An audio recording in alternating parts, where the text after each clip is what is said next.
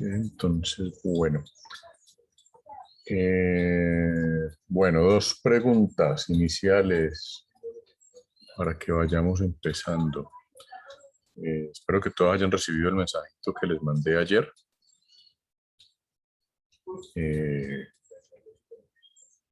Y que además pues hubieran tenido oportunidad de revisar el documento sobre MPLS o bueno, que hayan revisado algo sobre MPLS.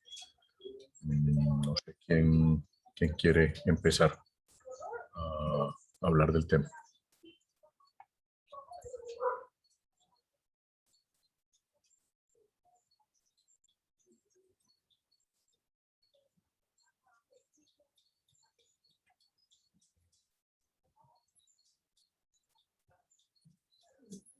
Profe, cuando dices hablar del tema, ¿te refieres de lo de Facebook?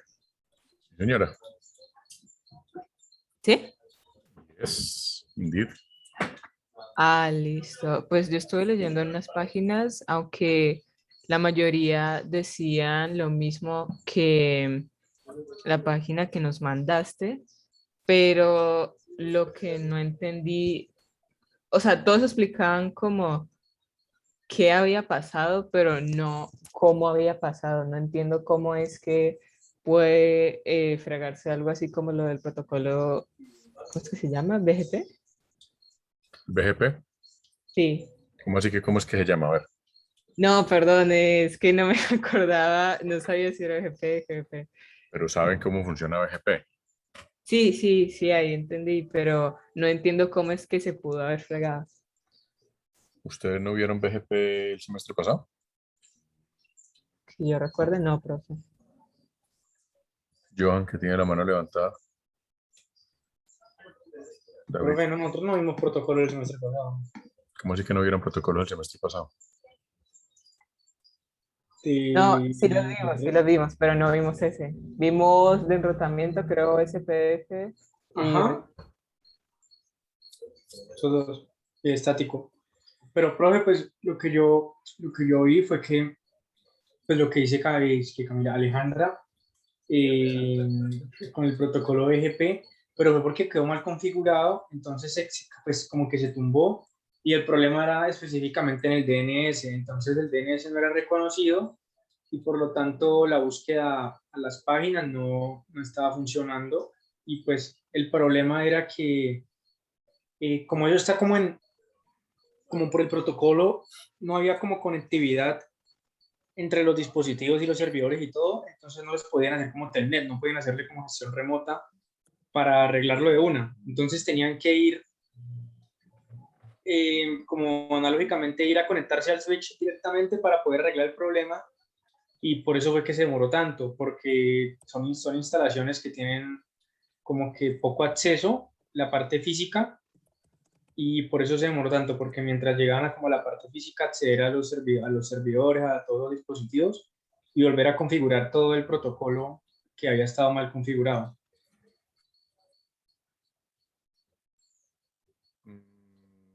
Profe, o sea, yo sí entiendo lo que él dijo y todo, pero aún así, pues, que él dijo que eso ocurrió porque BGP estaba mal configurado, pero pues, ¿y entonces cómo ha estado funcionando todo este tiempo y de repente se cayó? Si estaba mal configurado. Realmente no es muy claro si fue un error de que alguien metió mal la mano en un enrutador o fue que se cayó el servidor de DNS. Porque, digamos, el análisis que hacen los de Cloudflare es que, pues, básicamente el servidor de DNS dejó de reportarse.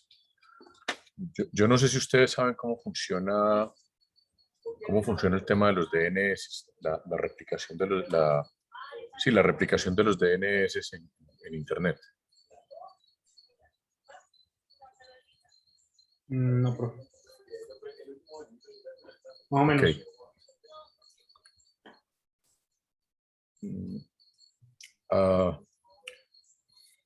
A ver, así a grandes rasgos, haciendo un ultra resumen de cómo funciona el tema.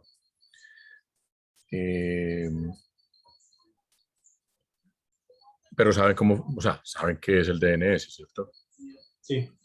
Vale. Básicamente, el servidor de DNS es el que se encarga de anunciarle al mundo exterior la relación entre un nombre de dominio y una dirección IP. Pero digamos que eso es algo que se está actualizando constantemente. Es decir, el DNS tiene que estar de tanto en tanto como diciéndole al mundo, hey, aquí estoy, todavía tengo esta dirección IP, este es mi nombre. Y entonces, digamos, los grandes enrutadores, ustedes vieron, ahí se habla de sistemas autónomos. Fíjense que sería bueno pues, revisar el concepto de sistema autónomo porque es un concepto fundamental en todo este tema de la Internet. Un sistema autónomo hace referencia a una red grande de operadores de primer nivel, que se llaman los top level, los top level domains o los top level providers, los TLP. Entonces, lo que hacen los enrutadores cuando reciben, digamos, el anuncio del servidor de DNS es decirle al resto de los compadres, al resto de los enrutadores, pues que ese nombre de dominio corresponde a tal dirección IP y actualizan de tanto en tanto las tablas de enrutamiento. Si ustedes se fijan en el artículo, una de las cosas que se decía, sobre todo al final del artículo, fíjense que ellos dicen, miren, la disponibilidad volvió a aparecer a las 21 horas, ¿sí? Con un pico a las 21:17 UTC. O sea, esto fue lo que llamamos también hora de Greenwich. Pero eso no significa que se haya restablecido inmediatamente la comunicación. Digamos, los de Cloudflare que están pegados, es decir, su enrutador está prácticamente pegado al data center de Facebook, vieron que el servidor de DNS volvió a activarse entre las 21 y las 21:17. Pero en ese momento empieza a replicarse esa información en todos los enrutadores a nivel mundial. Esa actualización hoy en día es mucho más rápida, hoy en día toma entre 8 y 24 horas, pero en algunos casos, normalmente cuando uno activa un dominio, por ejemplo, uno hace un cambio de DNS, si uno va a cambiar un proveedor de hosting, ponerles un ejemplo típico que es muy común, cuando uno cambia de proveedor de hosting, a uno le toca, una de las cosas que toca cambiar es el DNS, porque pues, uno va a un nuevo proveedor que le va a dar diferentes direcciones IP. El nombre sigue siendo el mismo, pero cambia la IP. Lo primero que le advierte a uno un proveedor de hosting es, esto puede tomar hasta 48 horas. Es decir, hágalo, ojalá en momentos donde no haya mucho tráfico. Si usted es una empresa, digamos, pequeña, pues hágalo en fin de semana donde normalmente usted no tiene mucho tráfico de sus clientes. Obviamente, pues una empresa como Facebook, digamos que no se puede dar como esos lujos de estar cambiando de proveedor de hosting como las pymes. Y ahí entra BGP, pero me gustaría, no sé qué tanto indagaron ustedes más acerca del protocolo BGP.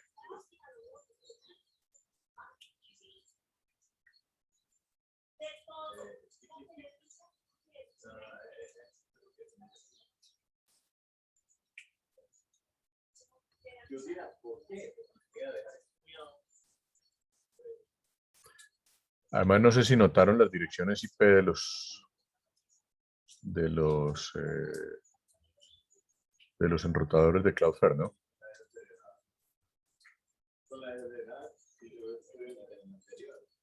Una que dice como 1.1.1.1. Uh-huh.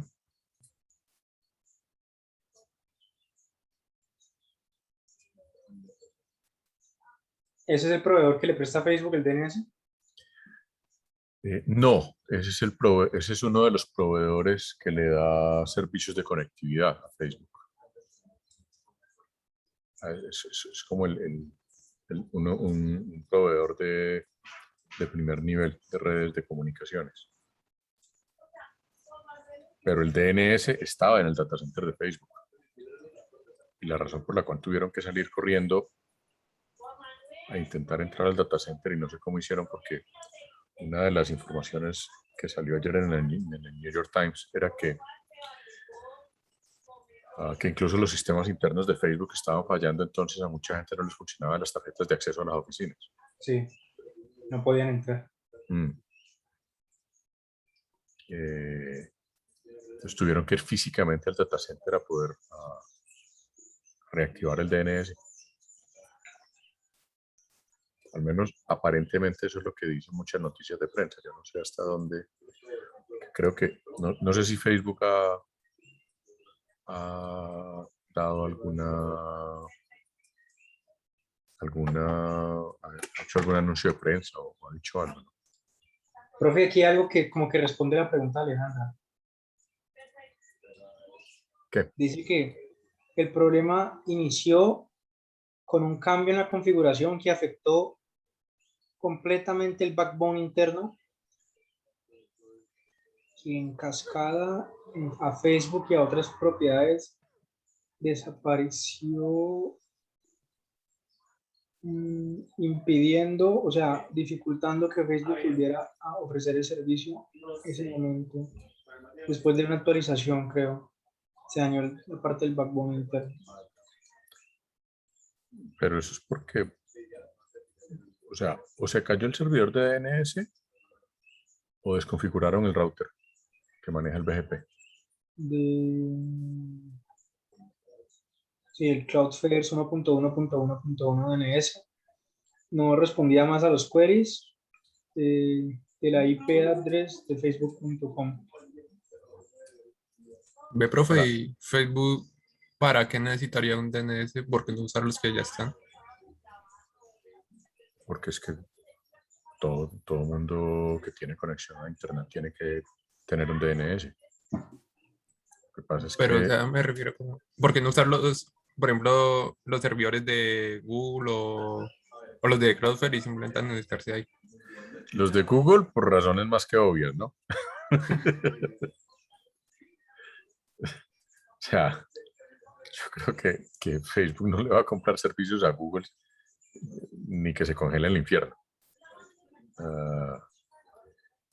Pero normalmente o sea, Facebook seguramente maneja direcciones IP propias, no dependen de un tercero. Normalmente cuando eso es así, hay servidores DNS propios. Nosotros en la universidad tenemos servidores DNS propios. Nosotros no dependemos de un externo para nuestros servidores de DNS. O sea, ¿usted no tiene que pagar dominio? Sí, todos tenemos que pagar dominio porque, digamos, a ver, el mundo de la Internet tiene muchas aristas. Uno compra el dominio, hay una entidad que maneja los nombres de dominio. Aquí en Colombia se llama dominio.co. No recuerdo en este momento qué empresa es la que lo está administrando, porque eso fue una licitación. De hecho, el dominio oficialmente lo maneja el Ministerio TIC, pero el Ministerio TIC le delega esa administración a un privado a través de licitaciones. Aquí en Colombia esa renovación del manejo de dominio se dio el año antepasado, si no me falla la memoria. Entonces no recuerdo en este momento qué empresa es la que maneja los nombres de dominio, pero hay una empresa en Colombia que es la que administra los nombres de dominio. Es decir, cuando yo voy a buscar un dominio.co a través de cualquiera, o sea, lo puedo hacer a través de cualquier empresa que venda nombres de dominio, GoDaddy, NetNation, etcétera, etcétera. Pero ellos lo que hacen es que vienen a la empresa de acá y ella es la que les dice a ellos, bueno, listo, yo a usted le vendo los nombres de dominio por tanto. Y esta empresa es la que tiene el registro central de los nombres de dominio, o sea, es la que administra, digamos, un DNS centralizado de todos los nombres de dominio.co. Entonces nosotros como ICESI para mantener el dominio icesi.edu.co, tenemos que pagar anualmente una renovación del dominio. Hoy en día, usualmente eso se compra por 5, por 10 años. Eso no, pues, digamos, una empresa mediana o grande no paga el dominio anualmente. Lo compra usualmente por 10 años, algo así, que creo que hasta donde recuerdo es lo máximo que le dejan a uno comprar el dominio. De ahí que existe un registro que se llama, espérense un segundito,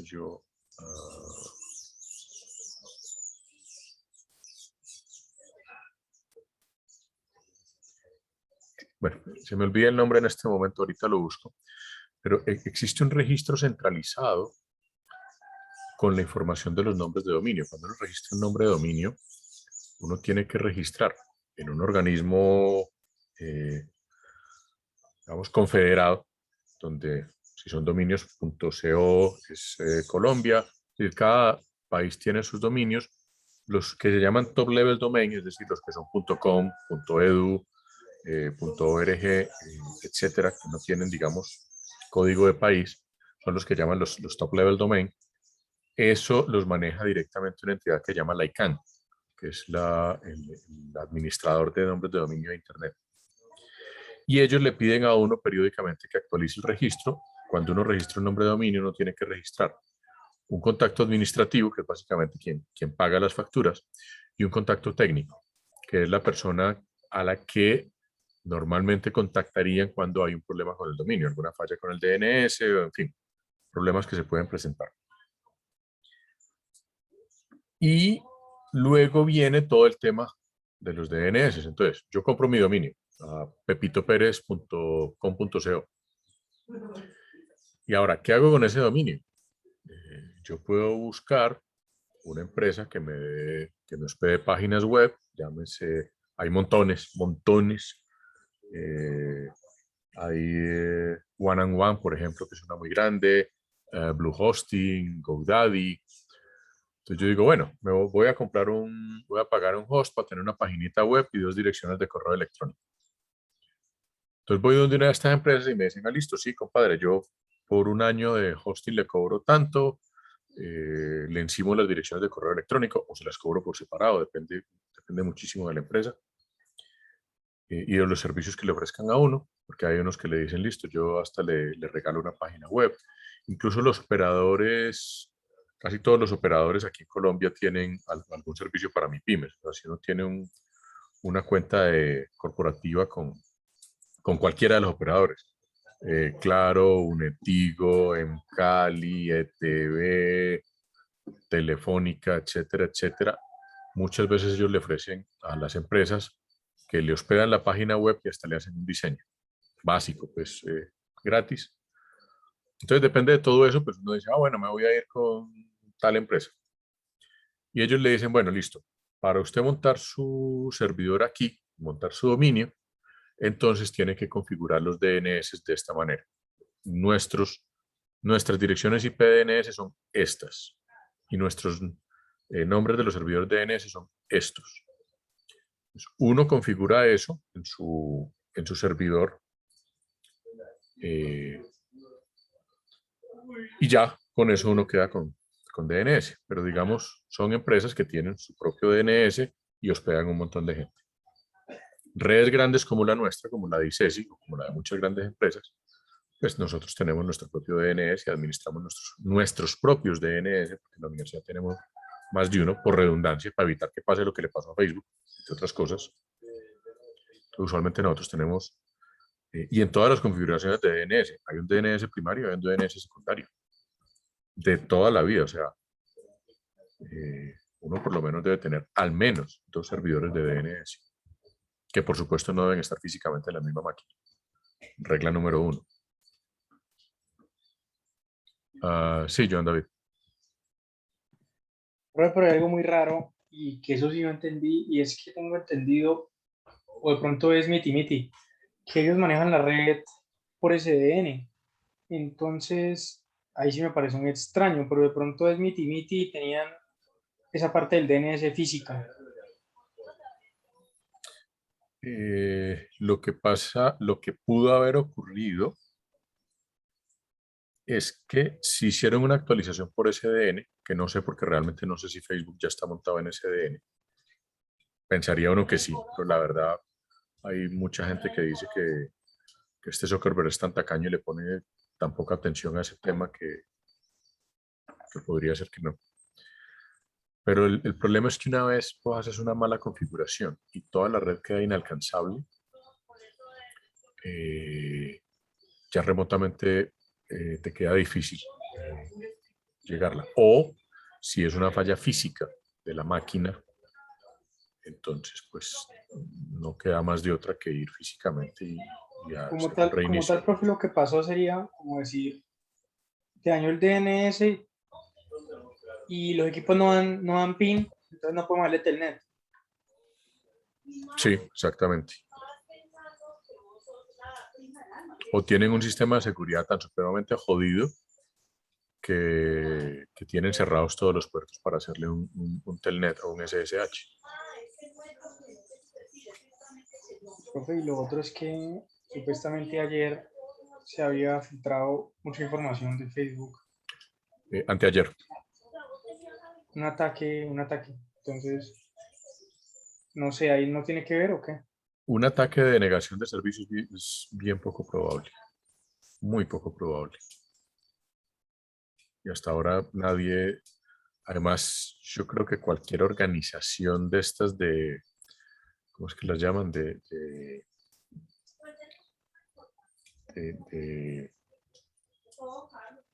de hackers, pues de estos que son como por causas justas, entre comillas. Cualquiera que hubiera hecho semejante daño, con absoluta seguridad ya se hubiera atribuido el tema. Y hasta ahora creo que nadie ha salido como a atribuirse el tema.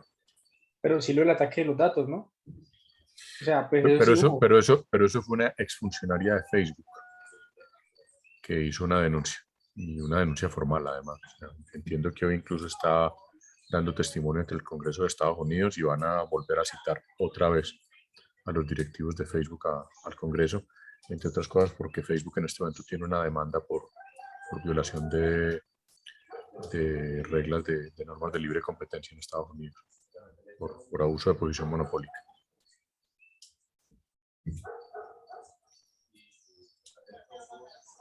Manuel tiene la mano levantada. Sí, profe.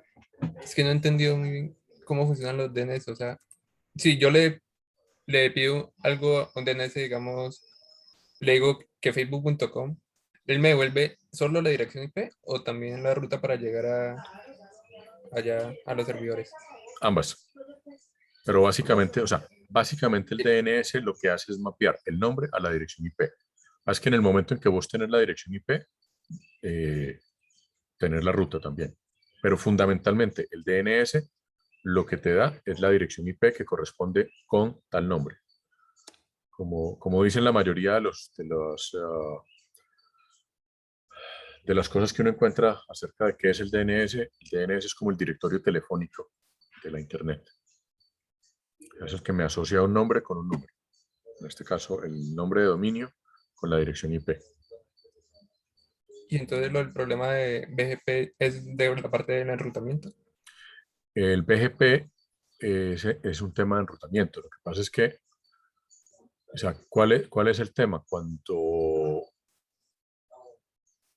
no tenés cómo asociar un nombre de dominio con una dirección IP, entonces los enrutadores de primer nivel, que son los enrutadores BGP, se pierden completamente. Lo que hacen es que borran de sus tablas de enrutamiento esas direcciones IP, porque no tienen información de a quién le pertenece esa dirección IP. Ah, vale, profe.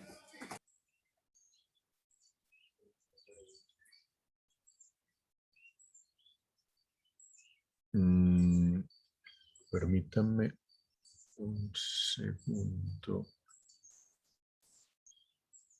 ¿Ustedes qué libro utilizan? ¿Ustedes utilizaron algún libro en redes el año pasado? ¿O solamente notas de curso?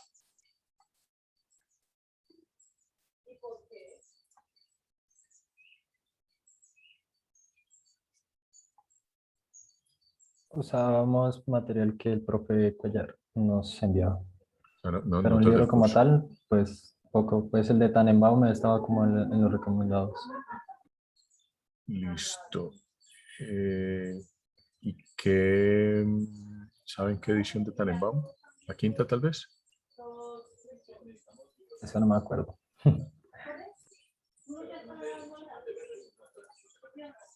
Denme un segundito, yo veo qué versión de Tannenbaum tengo yo por aquí. Sí, yo tengo la quinta. Pues descargada de internet, por supuesto.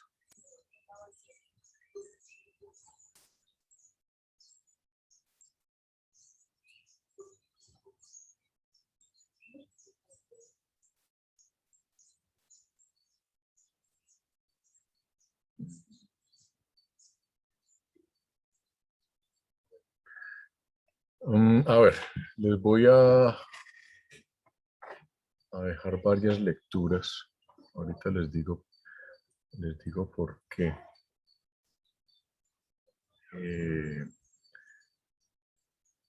Pero en el libro de Tannenbaum, exactamente en el capítulo 5, sección 5.6, está BGP y antes de BGP está OSPF. Normalmente OSPF se considera un protocolo de enrutamiento interior y BGP un protocolo de enrutamiento exterior. Como les decía hace un momento y como explica pues con muy cierto detalle esta página de Cloudflare.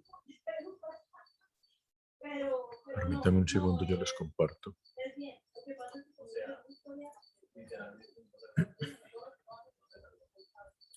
Bueno, vamos por otra cosa. Aquí se habla de sistemas autónomos. ¿Ustedes indagaron un poquito qué se considera un sistema autónomo?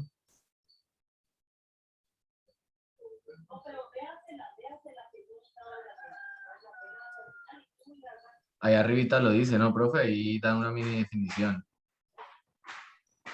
Sí, pero que, o sea, ¿qué entendieron ustedes de esa mini definición?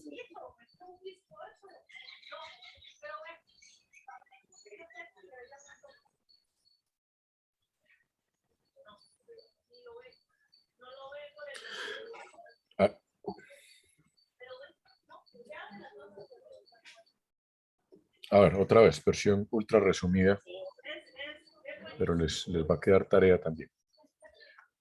Un sistema autónomo es fundamentalmente una red de un proveedor, que a su vez, o sea, es, digamos, una red que internamente tiene enrutadores, switches, etcétera, e internamente enruta. Es decir, mientras yo no me salga de un sistema autónomo, entonces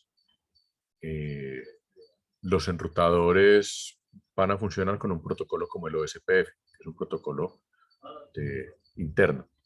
Pero en el momento en que yo necesite saltar de un sistema autónomo a otro, llámese de un operador de telecomunicaciones a otro, o de un proveedor tipo Cloudflare a otro, entonces entonces necesito saltar a otro sistema autónomo. Ahí es donde BGP funciona. O sea, BGP es el protocolo de enrutamiento, es el equivalente a OSPF, pero entre grandes redes de operadores. Hay diferencias fundamentales entre BGP y OSPF, digamos, hay ciertas diferencias en cómo funcionan y cómo manejan el direccionamiento, etc. Si ustedes, si hasta donde recuerdo, en algún momento ustedes hicieron el ejercicio de hacer el trace route de un servidor de Google, ¿cierto?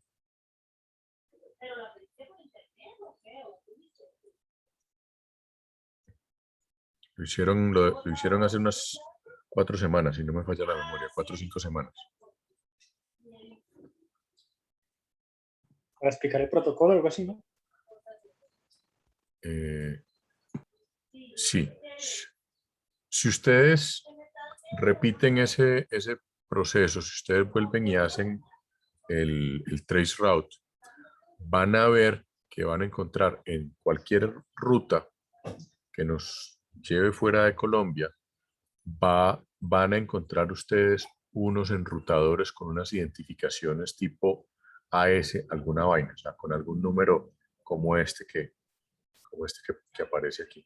Fíjense que aquí nos están diciendo, miren, el número de red autónoma o de sistema autónomo de Cloudflare es este, ¿ya? En este caso el 13335 y aquí, entonces, aquí está toda la información de quién es, qué direcciones IP4 utiliza, qué tipo de red es, cuáles son los puntos de intercambio. Acuérdense que hay uno, hablamos muy al principio del curso de los IXNs, de los puntos de intercambio. Mirábamos que había alguno en Colombia, en fin. Son digamos, los grandes puntos de concentración de tráfico de Internet que reenruta. Entonces, fíjense que un operador grande puede tener muchos puntos de intercambio, cada uno con sus... Aquí nos dice qué tipos de interfaces tiene quiénes son los operadores, etcétera, etcétera. O sea, aquí yo tengo toda la información de diferentes puntos de intercambio y cómo se interconectan con este sistema autónomo de Cloudflare.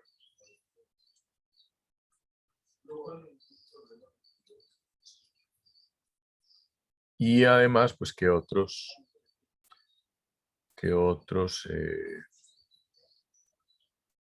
centros puede tener Cloudflare en diferentes lugares del mundo para distribuir. Fíjense que Cloudflare es un proveedor grande, además de servicios de nube. Entonces ahí nos muestran más o menos ellos qué configuraciones tienen.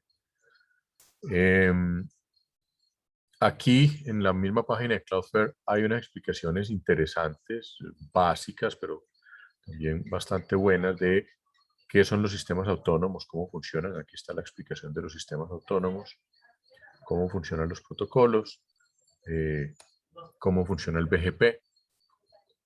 Entonces, pues yo creo que vale la pena, en vista pues, de todo esto que acabamos de ver, que le peguen una revisada a esto, que miren exactamente qué son los IXPs, los Internet Exchange Points, que son los puntos de conectividad. Hay un artículo, dame un segundo, yo lo ubico bien primero, porque no me acuerdo si lo tengo en Moodle. Creo que no lo tengo en Moodle, pero déjame un segundito, yo lo reviso.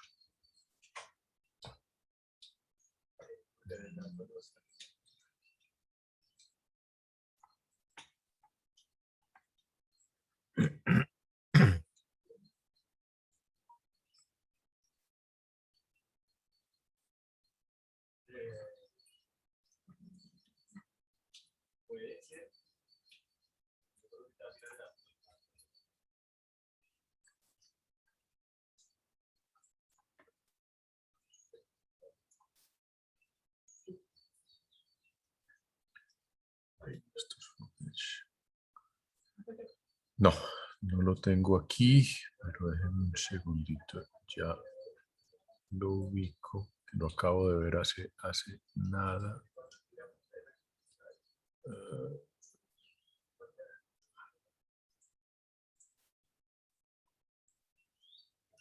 Jamelin. Jamelin.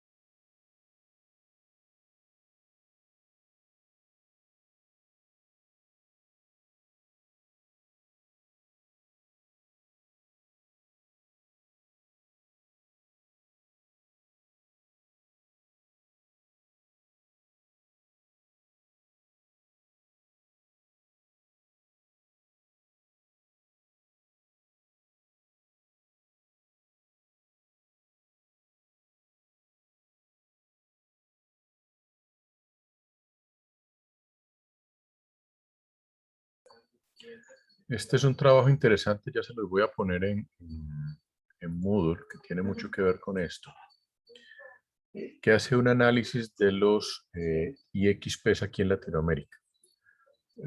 Dos de los autores son de aquí. Ignacio Álvarez Hamelin es argentino y Diego Dujovne es chileno.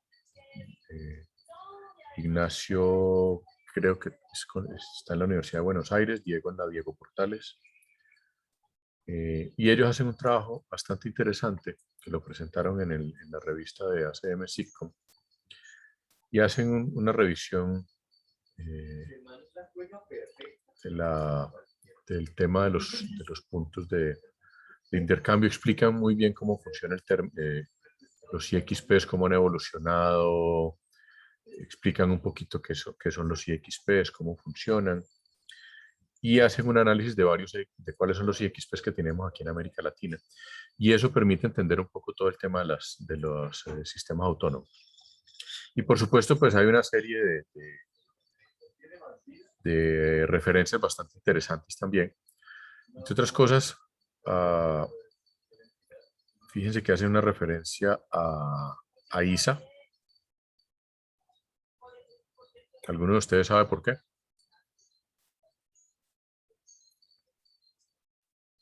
¿Saben qué es ISA, cierto? ISA, Colombia.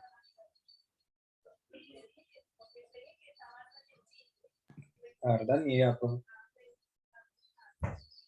Bueno, entonces vayan tomando notas, porque creo que la tareita se va a ir creciendo. ISA es una empresa que se llama Interconexión Eléctrica S.A. Es una empresa que, si ustedes ven noticias, el gobierno hizo una jugada un poquito sucia recientemente para que ISA quedara en manos de Ecopetrol. Pero ISA es una empresa que se dedica a atender redes eléctricas de alta tensión. Inicialmente fue para interconectar Colombia. Ha ido creciendo a nivel latinoamericano. Hoy en día es una empresa que tiene cobertura en prácticamente toda Latinoamérica. Y ellos hoy en día se especializan en lo que ellos llaman sistemas lineales. Inclusive ellos son los concesionarios de las principales autopistas en Chile, cosa que no lo pudieron hacer aquí en Colombia por cuenta de temas de corrupción. Pero además tienen redes eléctricas que interconectan Colombia con Panamá, con Brasil, manejan gran parte de la red eléctrica del estado de Sao Paulo en Brasil, manejan toda la red eléctrica de Perú, tienen una interconexión entre Perú y el estado de Sao Paulo, por ejemplo. ISA, hace algunos años, creó una empresa subsidiaria que se llama Internexa. Internexa es el proveedor de proveedores aquí en Colombia. O sea, Internexa es la empresa que le da conectividad a todos los operadores de telecomunicaciones aquí en Colombia. Entonces, por eso Internexa es el que maneja varios IXP, no solamente aquí en Colombia, sino en Latinoamérica. Por eso aparece relacionada aquí la página de ISA. Porque ellos tienen fibra óptica tendida por todas las redes eléctricas y tienen interconexión en varios países, entonces ellos pues, pueden también dar interconexión en varios países, y tienen un data center bastante grande en Sao Paulo, donde le hacen mirroring a varios grandes proveedores de contenidos a nivel mundial. Ellos tienen mirroring en el data center de Sao Paulo de Netflix, de Google y no me acuerdo de quién más. Por supuesto no de Facebook, como ya nos dimos cuenta ayer.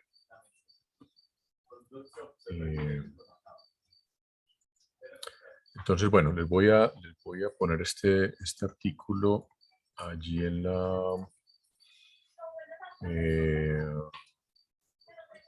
junto con los documentos de la unidad 2, ¿sí? Donde está todo el tema de MPLS, para que hagan una revisión de este asunto. Se los voy a dejar por fuera de las carpetas para que les quede más más a la mano, ¿vale?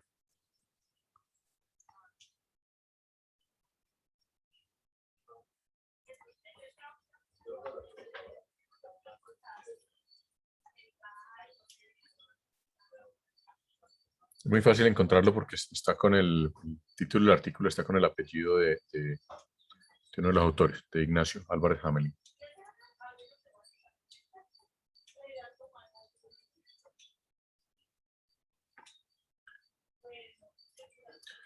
Entonces, ahora más tarde les pondré todas las notas en el Moodle, pero creo que es importante que ustedes revisen en Tannenbaum exactamente cómo funcionan estos protocolos de enrutamiento, que es BGP, que es un sistema autónomo. Pueden mirar, por supuesto, las páginas como la de Cloudflare, donde está bastante bien explicado qué son los sistemas autónomos, cómo funciona, cómo es el tema del enrutamiento, cómo funciona el BGP, que son el manejo de direccionamiento IP, qué es un sistema de número autónomo y cómo funciona, quién lo asigna, etcétera, etcétera. O sea, yo creo que esto nos da pie para que ustedes puedan revisar este tema, que es un tema que tienen que saber manejar, sí o sí. Que es que ustedes trabajan es con Internet. O sea, esto es un tema de que yo, mejor dicho, yo espero que alguno de ustedes alguna vez esté trabajando en Google, en Facebook. Ojalá no sea el que desenchufe el cable del enrutador BGP, pero bueno. Pero si es en Facebook no nos va a pasar eso. Eso espero, eso espero. Que no se les ocurra desenchufar el cable del BGP.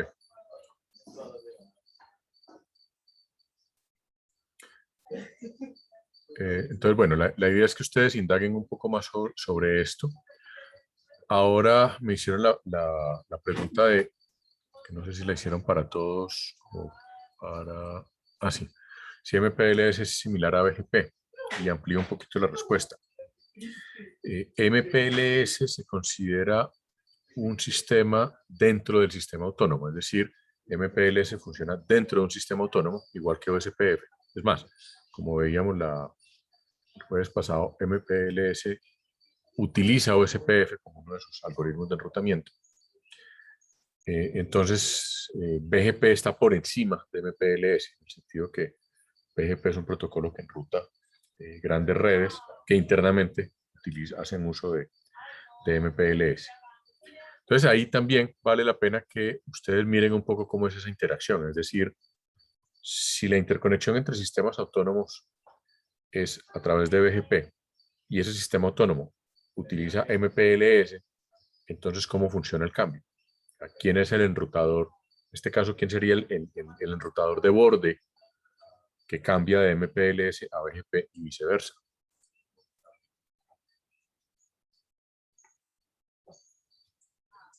¿Listo? Bueno, no sé si alguien fue un poquito más allá o indagó un poco más allá de este tema.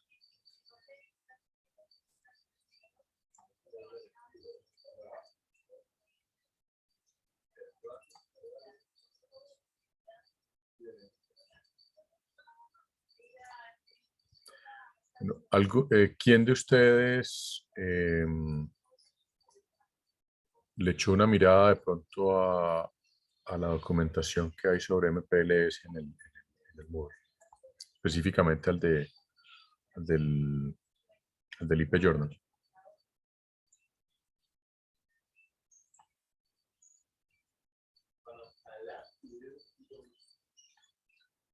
No, pues yo solo alcancé a revisar el último que mandaste por correo.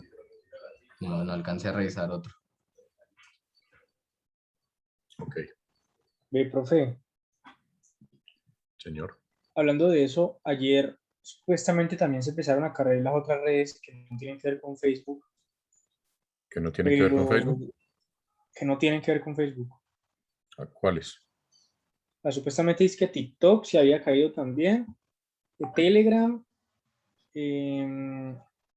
Gmail está sufriendo fallos también, Amazon. Que yo sepa, los de Telegram estaban antes celebrando porque recibieron 60 millones adicionales de descargas de Telegram, o sea, se ganaron 60 millones de usuarios por cuenta de esto.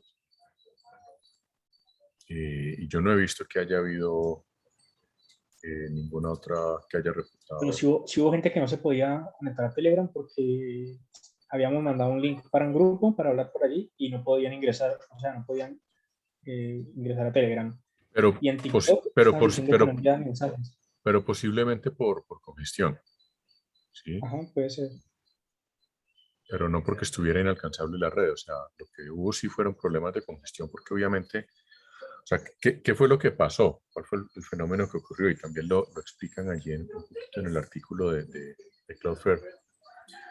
Lo que ocurrió es que cuando empezó a fallar todo el sistema de Facebook, que falló WhatsApp, falló Facebook, falló Messenger, falló Instagram,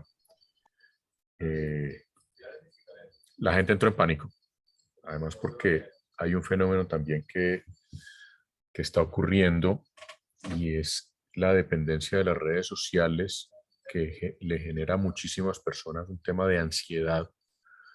Cuando mucha gente ayer sufrió de síndrome de abstinencia y en el desespero por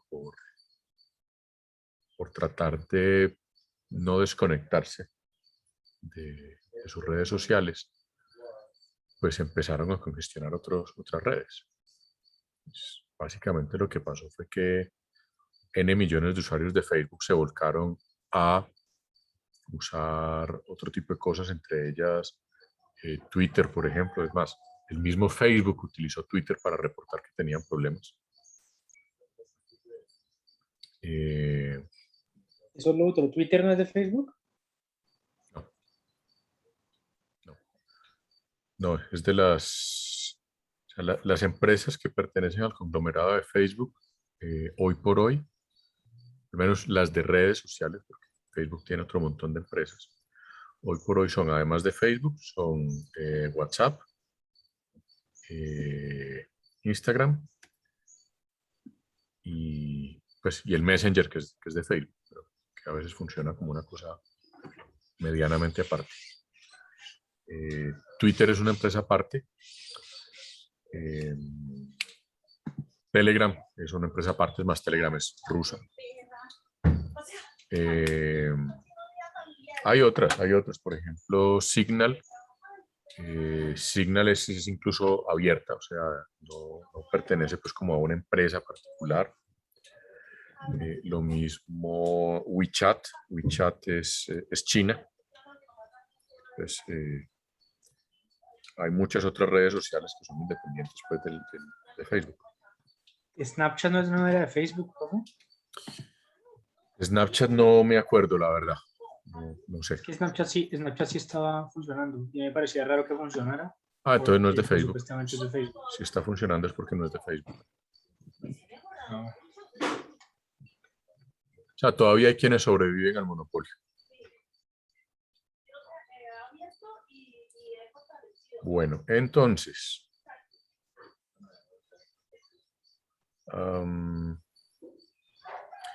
Bueno, les decía entonces, hay que... les recomiendo entonces que revisen un poco los documentos que hay sobre MPLS. Miren un poquito actualizaciones, ahí están los RFCs.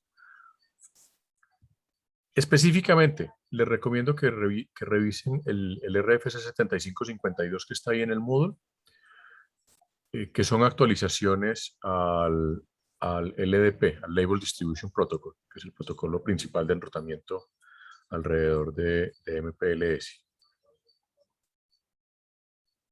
Y les recomiendo pues que aparte pues de esto del IP Journal, pues miren un poquito también sobre MPLS en otras partes. En el mismo capítulo 5 de Tannenbaum habla específicamente de...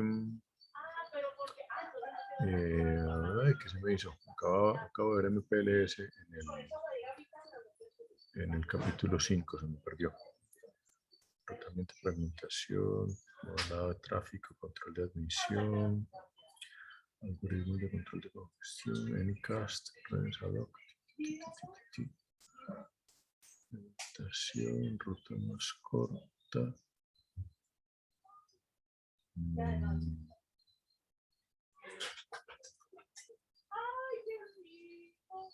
Bueno, no veo MPLS, me pareció que había visto MPLS ahora en Tannenbaum.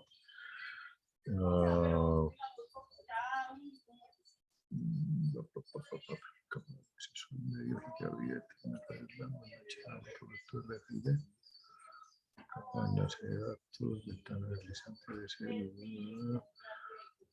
No está. Bueno, échenle una miradita en Tannenbaum. No, se me perdió en este momento lo de MPLS. Pero en fin, busquen un poco más sobre MPLS, sobre todo documentación un poco más reciente. Pues el documento que está en el Moodle, de todas formas, es un documento que data del año 2001, o sea, tiene 21 años ya, cumplió la mayoría de edad. Sin embargo, sigue siendo pues un documento bastante válido porque, como les decía, MPLS lo que han hecho es algunas actualizaciones para que pues podamos... bueno, y miren también el tema de ingeniería de tráfico que está ahí en el Moodle. Ya les digo qué artículos vamos a mirar de ahí del Moodle. Y ya les digo por qué les estoy dejando tantas lecturas también.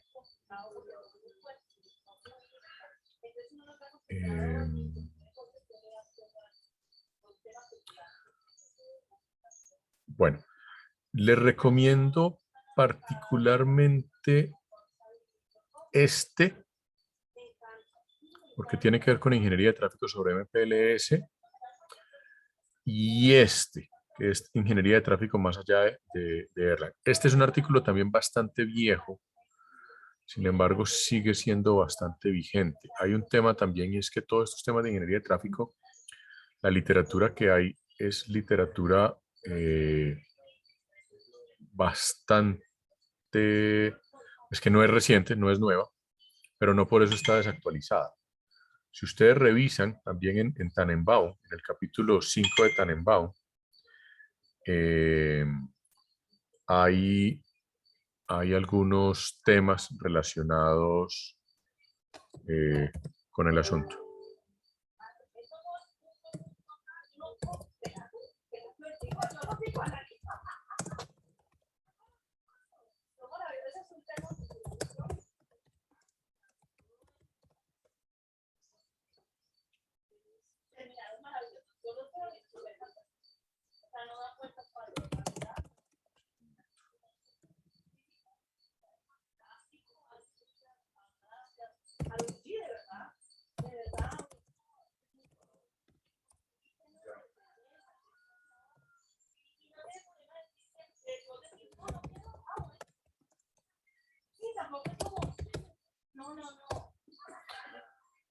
Bueno, Profe, ¿eso queda como para un trabajo? ¿Cómo es? ya les voy a explicar. Antes de eso, permítanme, yo cierro un poquito este tema de MPLS. A ver, de MPLS,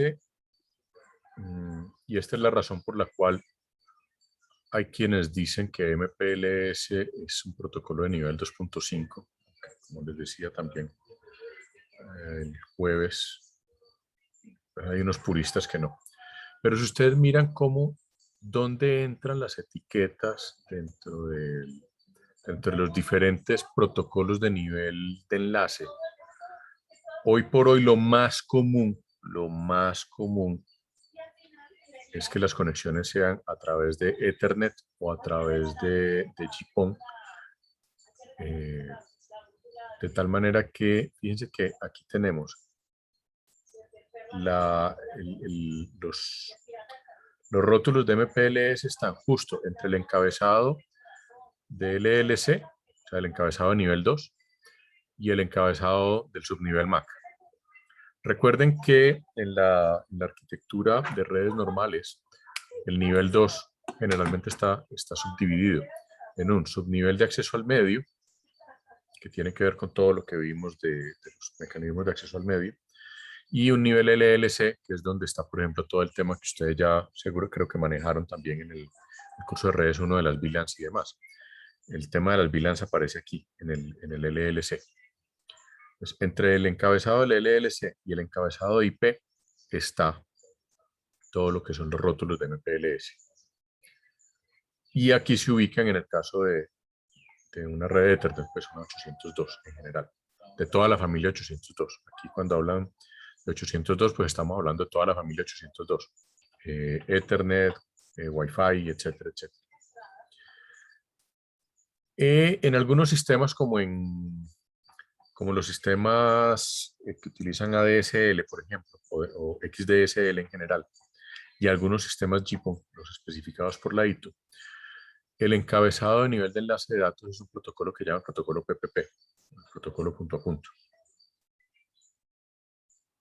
donde pues, este es el nivel de enlace de datos, aquí tenemos la cabecera IP, y vuelve y juega, el MPLS está en la mitad. Ahora, donde hay una pequeña diferencia es en ATM, vuelve y juega, como les dije también, ATM pues es una tecnología que está prácticamente desapareciendo, porque es bastante vieja, pero se conservan algunas redes todavía en ATM, inclusive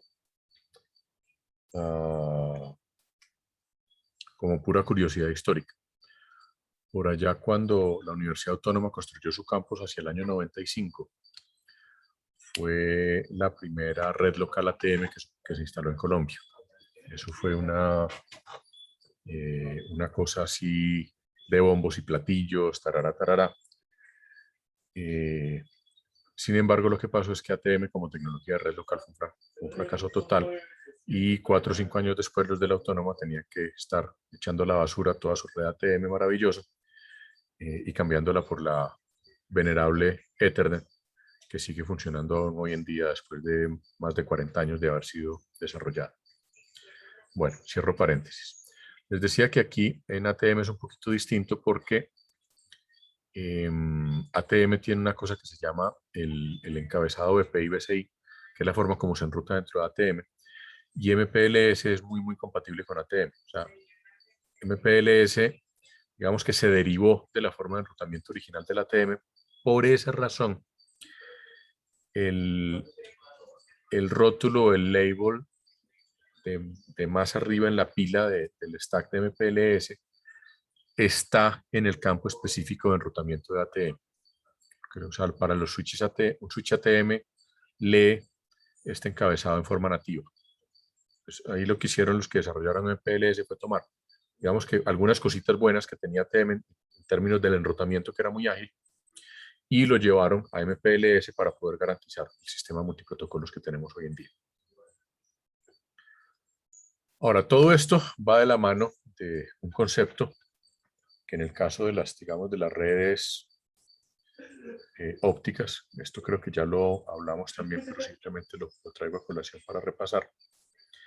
Dependiendo de hasta dónde llegue la fibra óptica, en el dominio del usuario hay diferentes siglas. Normalmente se habla de FTTX, donde la X se reemplaza por alguna de estas letras que hay aquí. Entonces, fibra al hogar es cuando directamente pues, el usuario tiene el OLT en su casa. Esto es Fiber to the Basement, donde normalmente se llega al punto de cableado del edificio, al rack de distribución del edificio. Anteriormente, todos los edificios tenían aquí un gabinete telefónico. Hoy en día es un gabinete de conectividad. También les hago una observación, porque es posible que algún día ustedes se tengan que enfrentar a esto. En Colombia existe una normativa que se llama RITEL, que es el Reglamento de Instalación de Redes de Telecomunicaciones.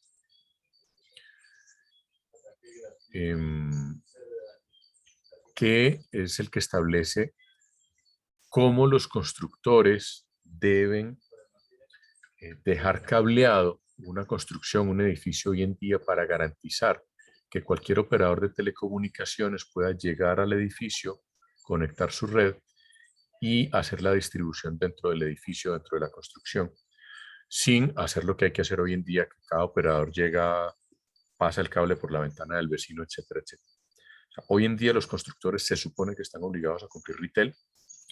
Debe haber alguien que certifique la instalación. La certificación de retail, digamos que los cursos oficiales de certificación en retail los dicta la Asociación Colombiana de Ingenieros Eléctricos, Electrónicos, Mecánicos y Afines, ASIEM. Entonces, eso es algo que probablemente en algún momento ustedes puedan estar haciendo como parte de su trabajo como ingenieros, que es certificar instalaciones de este tipo. Entonces aquí normalmente lo que debe haber es un gabinete de conectividad donde llega la fibra de cualquier operador en principio y luego se distribuye en cobre. Luego tenemos lo que se denomina Fiber to the Core, que en este caso la fibra Landén. La fibra Landén llega básicamente igual, gabinete de conectividad, usualmente por ahí en una esquina en Las Manzanas. Aquí en Cali, normalmente estos gabinetes los instala en Cali. Casi todos los que hay son los de en Cali. Pero vuelve y juega, llega fibra al gabinete y ahí se distribuye en cobre. Normalmente estas instalaciones son tipo DSL de alta velocidad. Por eso la distancia debe ser necesariamente inferior a 300 metros para poder garantizar las velocidades del orden de los 300 megabits por segundo que me permite el VDSL. Y finalmente el concepto que se conoce como fibra al vecindario, Fiber to the Neighborhood, que esto está más en desuso, que es para los primeros sistemas ADSL donde las distancias son mayores a 300 metros. Y eso implica que las velocidades usualmente no son mayores a 100 megabits por segundo, pueden ser inferiores. Porque las distancias en cobre no me permiten mayores velocidades por un fenómeno que se llama el crosstalk, que es básicamente una interferencia que se produce dentro del par prensado. Es una de las razones por las cuales en los sistemas de cableado UTP se pone la limitación de los 100 metros entre computador y centro de cableado. Camilo, sí, contame. Profe, ¿será que en algún futuro se puede añadir otra sección ya más avanzada que sea como que los hosts tengan interfaces con fibra óptica? Ya sería FTT completo, más bien, algo así como que de ida y de vuelta con fibra. Hoy en día, lo que pasa es que cuestan una fortuna, pero hoy en día podés comprar interfaces ópticas para un computador directamente, para un host. Pero, lo que pasa es que todavía salen muy costosas, entonces usualmente las interfaces ópticas se utilizan en los switches para interconectar los switches o los OLTs en el caso de las redes GPON. Y lo que se suele hacer es que se utilizan interfaces 10 gigabit de Ethernet en las máquinas, en los computadores y en los servidores. En la mayoría de los servidores, si no miras servidores de gama media y alta de cualquiera de ellos, vas a encontrar que ya todos te ofrecen interfaces 10 gigabit de Ethernet en el servidor. Y más aún, en los data centers, el tipo de conectividad que tenés en el data center es un tipo de conectividad muy particular, porque los data centers hoy en día, vos tenés un rack con computadores tipo Blade, y en la parte de arriba o en la parte de abajo del rack, depende cómo sea la configuración del rack, tenés un switch que te interconecta todas las máquinas de ese rack, y usualmente es un switch a 10 gigabits Ethernet, o pues, con la versión nueva del estándar 802.3 probablemente va a ser un switch a 100 gigabits Ethernet, que es un switch específico para rack y hay unos protocolos y unas tecnologías específicas de conectividad de racks y de interconectividad dentro de los data centers. O sea, dentro del data center vos tenés que interconectar todas las máquinas que estén en el data center, pero ya hay unos protocolos optimizados para hacer enrutamiento dentro de los data centers. Ok, entonces, pero ese tipo de arquitecturas dentro de la familia FTTPX ya tiene alguna categoría en específico. No, que yo conozca, no, porque usualmente, digamos, esta FTTX hace referencia a conectividad de banda de redes de área amplia, específicamente todo lo que tiene que ver con conectividad local y dentro de los data centers, utiliza una nomenclatura diferente. Ah, ok, listo, profe.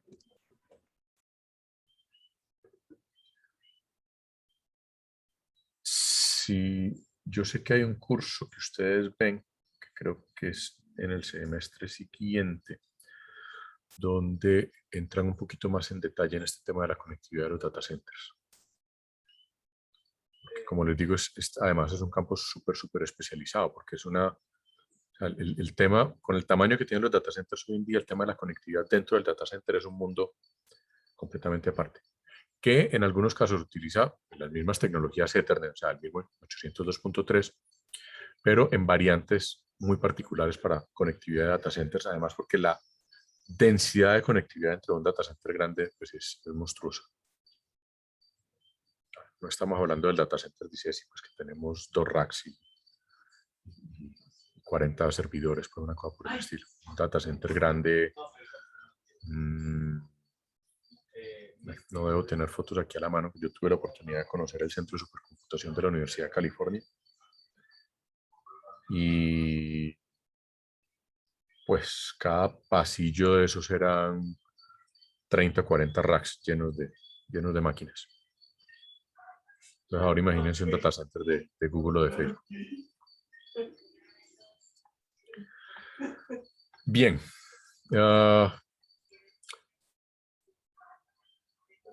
Eso era un poquito lo que me faltaba por cerrar de MPLS. Tenemos que hacer todavía la discusión, empezar a hablar de todo el tema de ingeniería de tráfico. Pero esta semana ustedes van a trabajar por su cuenta. Entonces, por eso les decía que están esas lecturas. Lo que vamos a hacer el jueves de la semana entrante es, cada uno de ustedes me van a preparar primero una presentación del caso Facebook, con todo lo que implica, con los detalles técnicos del BGP, los sistemas autónomos, etcétera, etcétera. O sea, la idea es que ustedes se empoderen y de una vez aprendan de cómo funciona la Internet, que es un sistema autónomo, cómo funciona el BGP, cómo está integrado el MPLS entre los SPF, o sea, cómo se interconecta el MPLS con el BGP en todo lo que es la Internet, el detalle de cómo funciona el DNS, que yo pensé pues que para ustedes era bastante más familiar el tema. Y aparte de eso, entonces, el tema de los 2 artículos de ingeniería de tráfico. La idea es que revisen el artículo de Álvarez Hamelin. Si encuentran algo más, maravilloso. La idea, en restricciones, la idea es utilizar información más o menos formal. ¿Qué digo con información más o menos formal?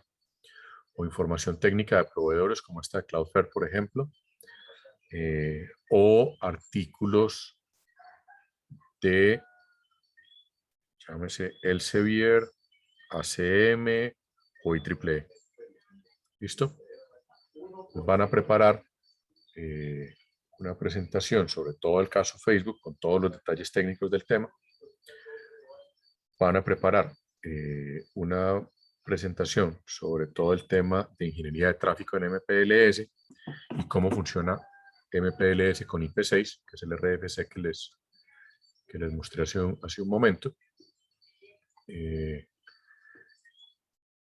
Y ya está.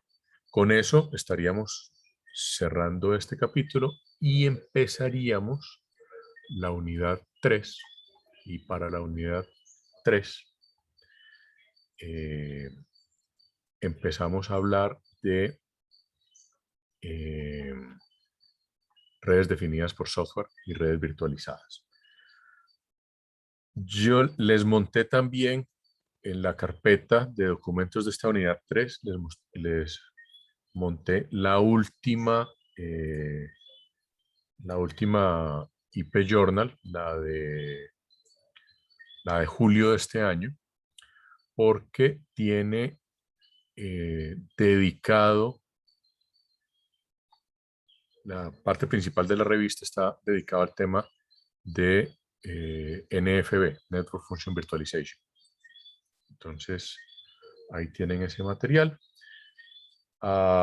Curiosamente, también, y esto es conste que esto fue publicado en julio, curiosamente, la nota del editor de la revista dice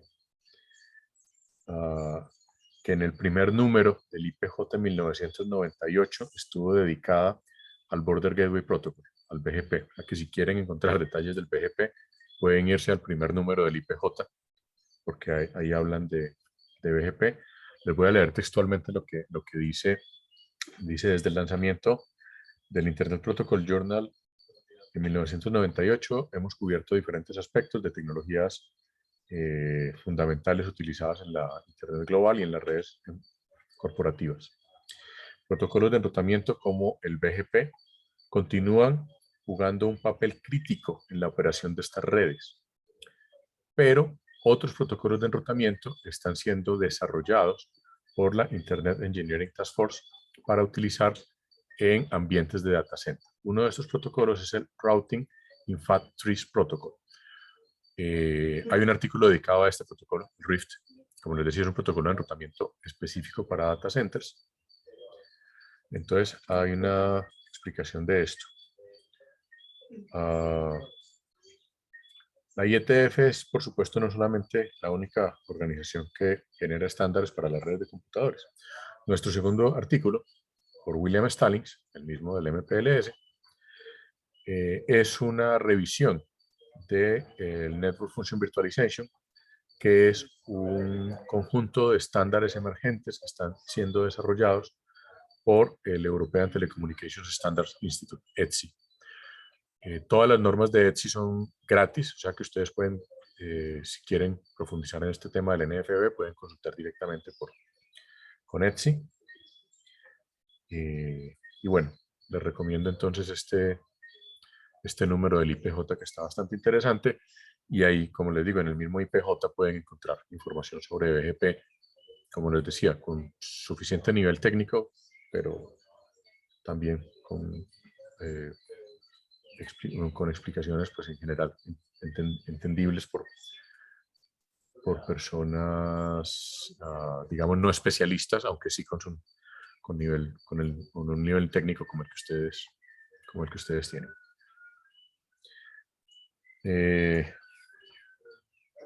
Yo ahora, de todas formas, les mando un correo y les subo el caso al Moodle para que tengan todo esto que les acabo de decir, lo tengan por escrito.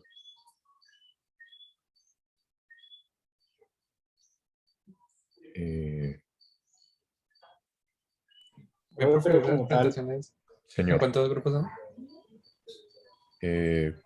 pues, ustedes se organizan como quieran. Si quieren lo hacen, arman un solo grupo, 2 grupos, se organizan como quieran. y, o sea, es como el jueves, entonces el jueves no hay clase. Ni el jueves ni el martes tenemos clase. Yo salgo de viaje el jueves, voy a estar con pésima conectividad. Probablemente hasta el domingo puedo tener cierta conectividad, o sea, de jueves a domingo no voy a estar tan mal de conectividad. El lunes creo que ni con señales de humo, que voy para un lugar, voy para una ranchería en La Guajira, cerca de la frontera con Venezuela, a entregar un proyecto que hizo el IEEE con la comunidad, que es básicamente una sala de computadores alimentada por energía solar.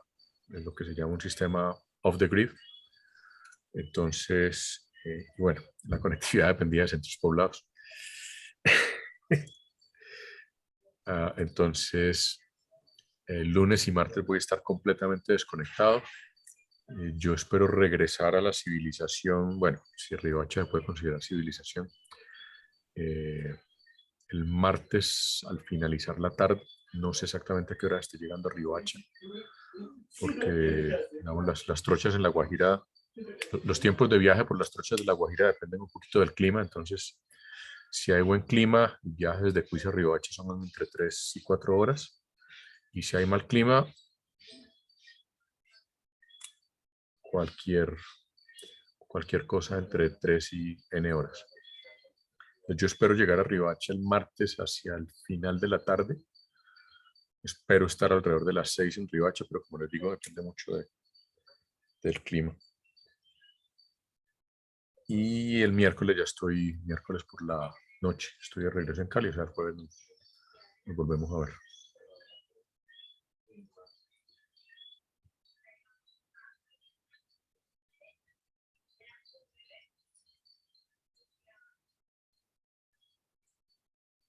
¿Alguna otra duda? ¿Pregunta?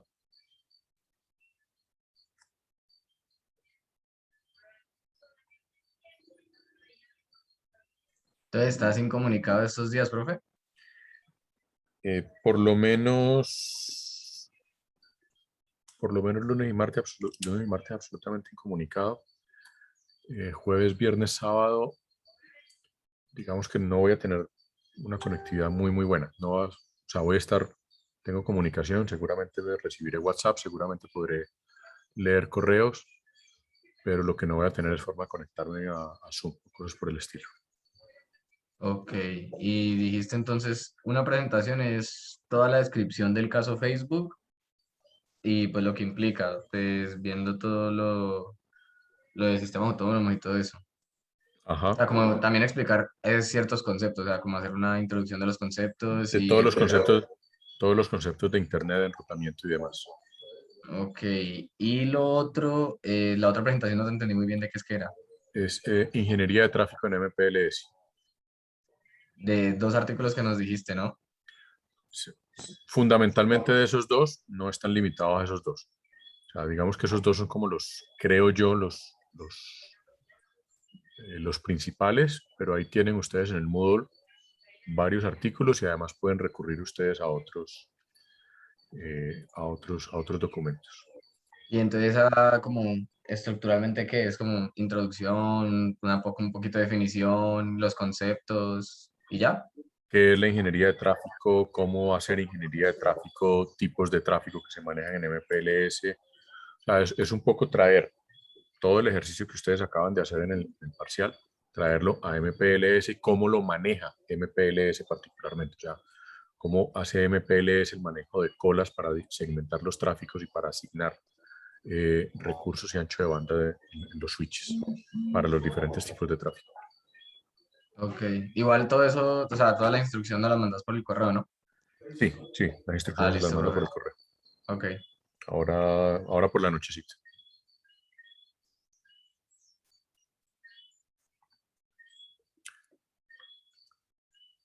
¿Alguna otra?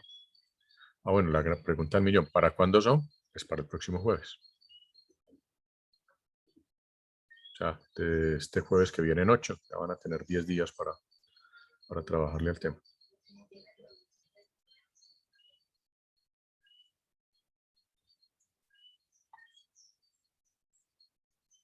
¿Listo? ¿Alguna otra pregunta? Por ahora no, profe, pues por mi parte. Listo, no veo manos levantadas.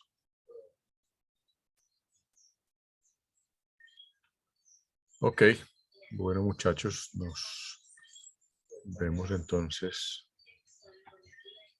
el próximo jueves 14, por acá mismo, para ya cerrar este tema y empezar con el tema de redes definidas por software, ¿vale? Listo, profe. Bueno, Que les rinda entonces. Ojalá, así sea. Gracias, profe, que le vaya Vale. bien. Chao, chao. Chao, profe, nos vemos.